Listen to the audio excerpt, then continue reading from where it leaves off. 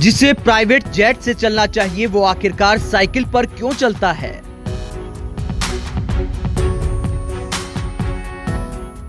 जिसके चारों तरफ सुरक्षा का कड़ा पहरा होना चाहिए वो बेखौफ होकर गांव के बच्चों के साथ क्रिकेट खेलता है।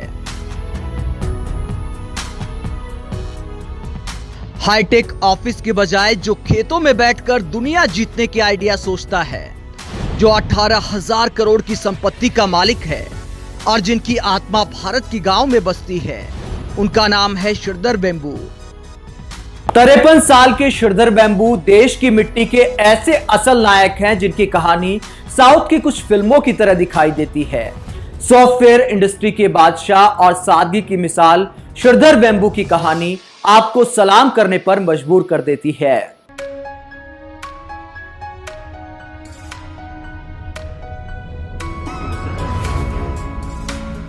श्रीधर वेम्बू की कहानी मिसाल इसलिए है क्योंकि सिलिकॉन वैली का स्टार अब भारत के गांव को सिलिकॉन वैली बनाना चाहता है।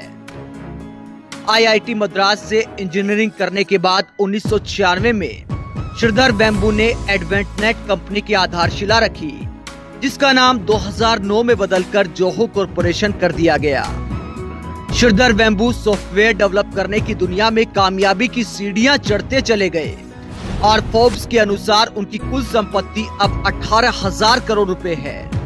लेकिन साल 2019 में श्रीधर वेम्बू ने ऐसा कदम उठाया जिससे लोग हैरान रह गए। उन्होंने कैलिफोर्निया के बे एरिया से अपनी कंपनी का ग्लोबल हेडक्वार्टर चेन्नई से 650 किलोमीटर दूर तेनकासी जिले के मथालम पराई गांव में शिफ्ट कर दिया। तमिलनाडु के मथालम पराई गांव में आने के बाद श्रीधर वेम्बू की लाइफस्टाइल और सादगी भी हैरान करने वाली है। ज्यादातर वो साइकिल या ऑटो में सफर करते हैं, बहुत कम कार का इस्तेमाल करते हैं। आप सोच कर देखिए कि कोई खरबपति क्या ऑटो और साइकिल से चल सकता है, लेकिन श्रीधर वेम्बू ऐसा करते हैं।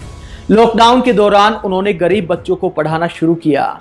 शुरुआत में 3 बच्चे पढ़ने आते थे, उसके बाद संख्या बढ़ती चली गई तो श्रीधर वेम्बू ने अब बड़ा फैसला लिया है एक ऐसा स्कूल स्थापित करने का जहां गरीब बच्चों को मुफ्त शिक्षा और मुफ्त भोजन दिया जाएगा। और ऐसी पढ़ाई कराने का उद्देश्य है, ऐसा विजन है श्रीधर वेम्बू का कि उनके स्कूल में मार्क्स और ग्रेड पर ध्यान नहीं दिया जाएगा, बल्कि बच्चों में ऐसा हुनर पैदा किया जाएगा कि वो दुनिया जीतने का दम रखते हो, अपने हुनर से रोजगार पा सके, कोई समस्या ना हो रोजगार की। छोटे से गांव में ग्लोबल हेडक्वार्टर बनाने के अलावा जोहो कॉरपोरेशन भारत के अनेक छोटे कस्बों में अपने कार्यालय बना रही है, जहां सॉफ्टवेयर इंजीनियर्स को नौकरी दी जा रही है ताकि वो गांव से पलायन होकर किसी बड़े शहर में न जाएं। दोस्तों, आपने देखा होगा कि गांव के बच्चे भी जब कामयाबी की सीढ़ियां चढ़ते हैं, एमबीए करते हैं, इंजीनियरिंग करते हैं, पढ़ाई में झंडे गाड़ते हैं, तो नौकरी के अवसर सिर्फ महानगरों में होते हैं। यही वजह है कि गांव के बच्चे अपनी मिट्टी से दूर हो जाते हैं मजबूरी में। श्रीधर वेम्बू इस कहानी को पलटना चाहते हैं।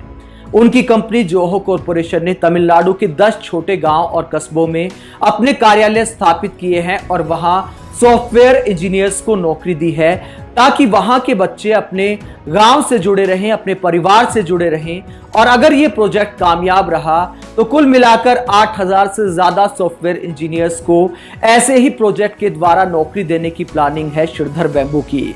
अगर श्रीधर वेम्बू की तरह बहुत सारे उद्योगपति इसी तरह का विजन रखते हों तो महानगरों में जो रोजगार मिलता है वो गांव की तरफ चला जाएगा और महानगरों का बोझ कम हो सकता है, घर के पास युवाओं को रोजगार मिल सकता है, परिवार एकजुट रह सकते हैं। और अगर ऐसा होता है तो ही आत्मनिर्भर भारत आप इसको कह सकते हैं। और श्रीधर वेम्बू के विजन को तमाम लोगों को अपनाने की आवश्यकता है और ऐसी कहानियां मीडिया में भी आनी चाहिए।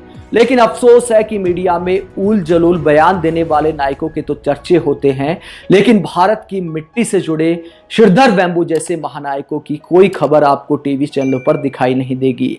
आप श्रीधर वेम्बू की कहानी पर क्या सोचते हैं, कमेंट बॉक्स में अपनी राय जरूर दें। आप देखते रहे हिंदुस्तान लाइव, हमारे चैनल को सब्सक्राइब करें, बेल आइकन जरूर दबाएं, साथ ही हमारे फेसबुक पेज को भी लाइक करें। धन्यवाद।